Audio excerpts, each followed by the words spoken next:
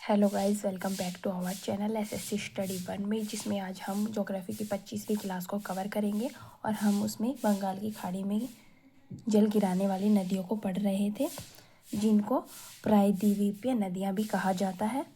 तो आज हम स्टार्ट करते हैं। प्रायद्वीपीय भारत हमारा कैसा था?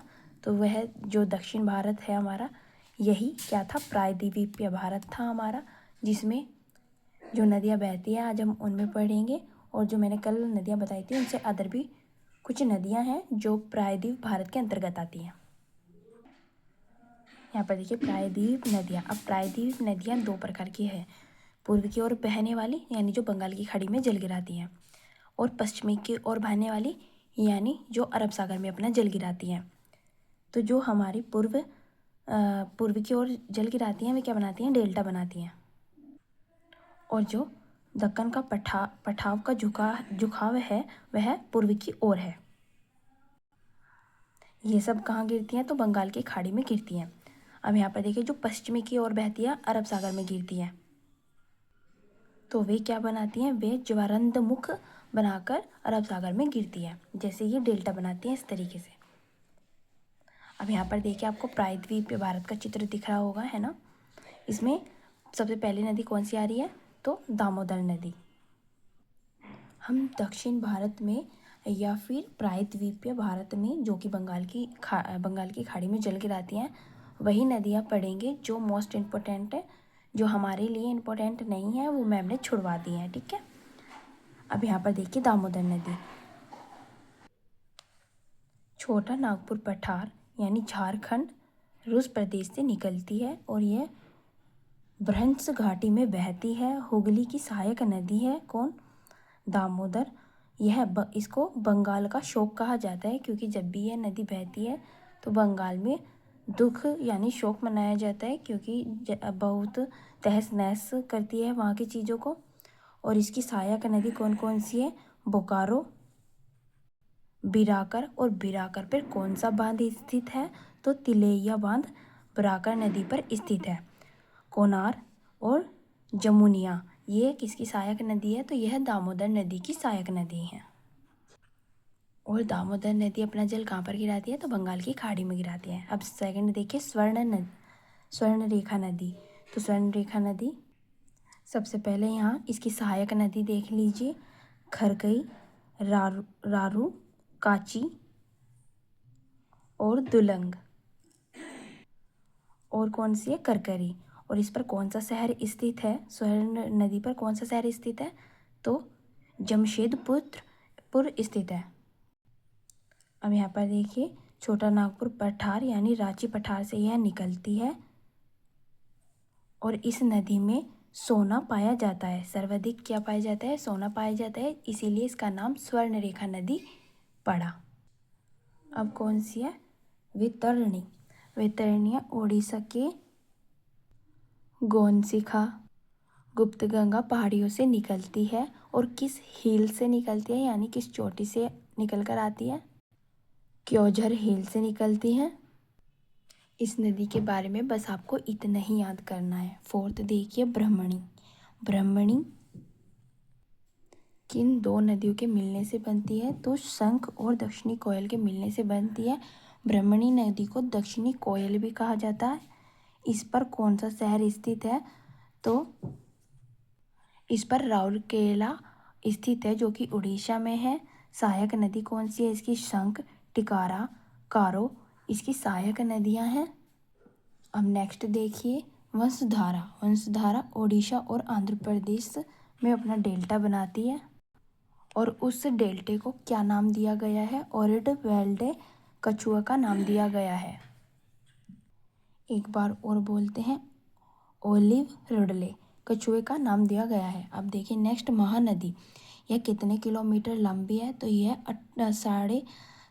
850 किलोमीटर से 900 किलोमीटर तक लंबी है और उड़ीसा का शोक कहा जाता है इसको, क्योंकि जब भी यह नदी बहती है तो हमेशा उड़ीसा में बाढ़ आती है, जिसकी वजह से उड़ीसा को बहुत परेशानी उठानी पड़ती है, तो इसीलिए इसको उड़ीसा का शोक कहा जाता है।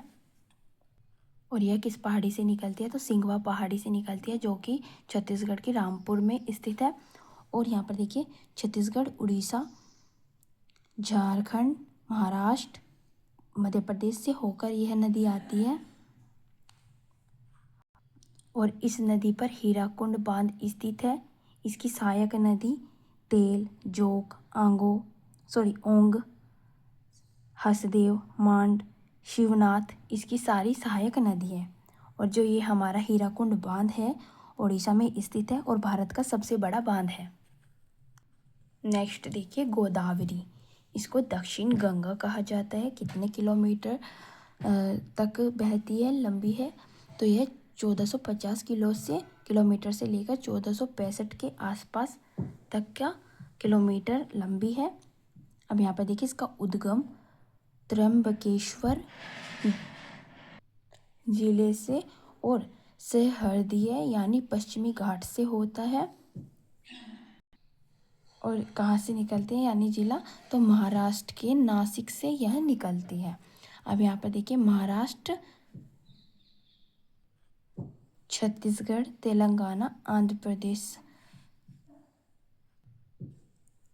ओडिशा, मध्य प्रदेश और कर्नाटक से होकर गुजरती है। दक्षिण भारत की सबसे लंबी नदी कौन सी है? गोदावरी है। या पूछा जाएगा पर्यायी द्वीप भारत की सबसे लंबी नदी कौन सी है? तो भी आप क्या बताएंगे? गोदावरी। इसका उपनाम क्या है? तो वृद्ध गंगा यानी बूढ़ी गंगा, दक्षिणी गंगा, ये इसके उपनाम है। अब इसकी सहायक नदी देखिए, तो इसकी सहायक नदी कौन कौन सी है? पैनगंगा, वैनगंगा, वरदना, मंजीरा, इंद्रावती और यह सबसे लंबी सहायक नदी है गोदावरी की इंद्रावती। पूर्णा, प्रणहिता, ये और प्रणहिता के बाद क्या है? सबरी। ये सब किसकी सहायक नदी है? तो यह सब गोदावरी की सहायक नदी है। इस ट्रिक से आप इसकी सहायक नदियों को याद कर सकते हैं। PPWWIMS।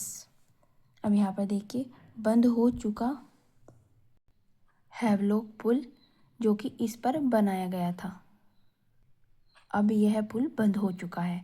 अब देखेंगे हम कृष्णा नदी। कृष्णा नदी कितनी लंबी है? तो यह 1400 किलोमीटर लंबी है।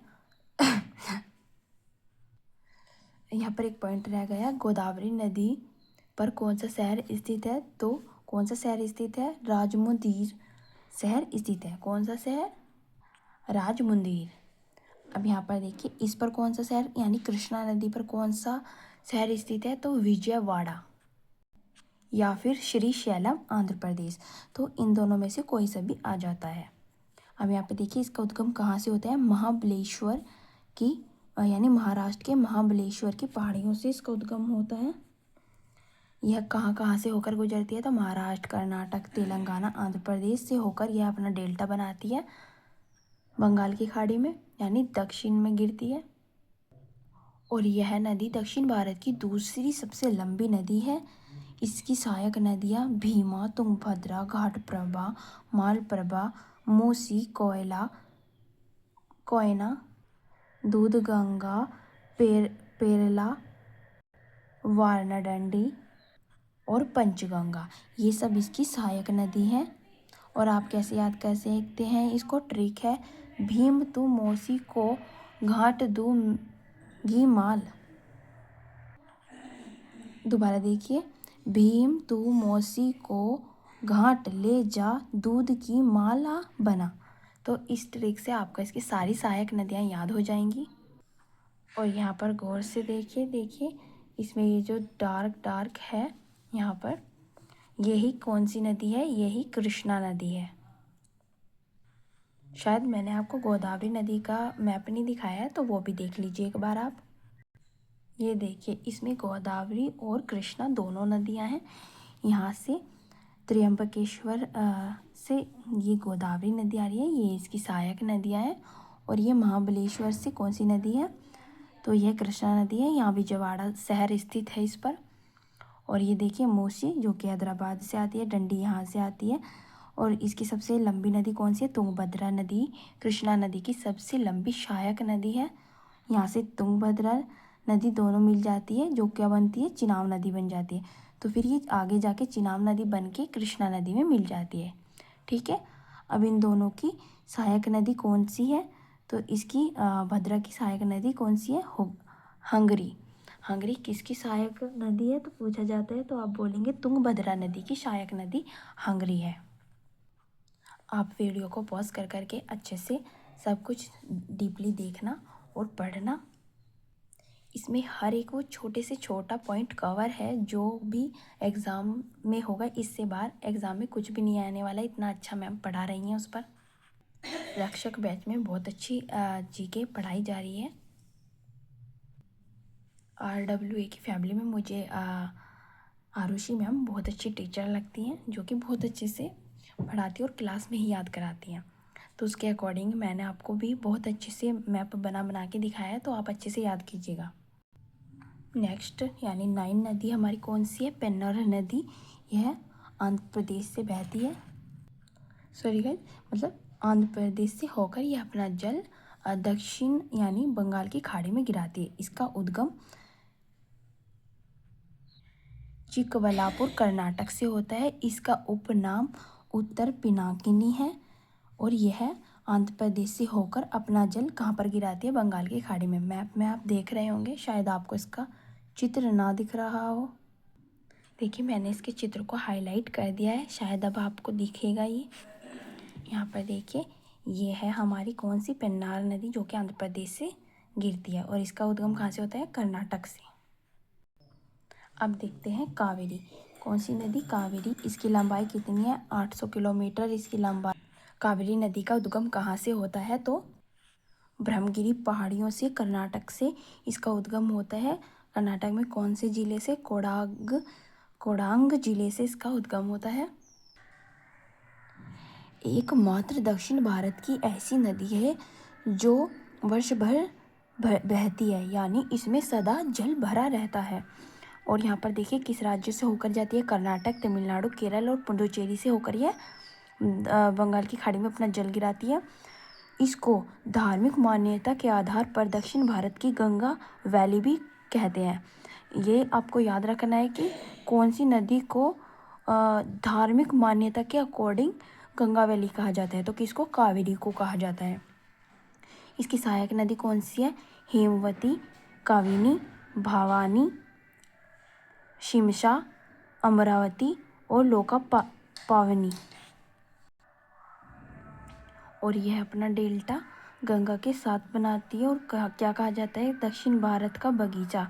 जब कावेरी और गंगा मिलकर अपना डेल्टा बनाती है तो क्या कहा जाएगा उसको? दक्षिण भारत का बगीचा। इसमें कुछ अपवाद है इसकी सहायक नदियों में, जो कि इंद्रावती और गोदावरी। इसकी सहायक नदी नहीं है बट फिर भी कहा जाता है।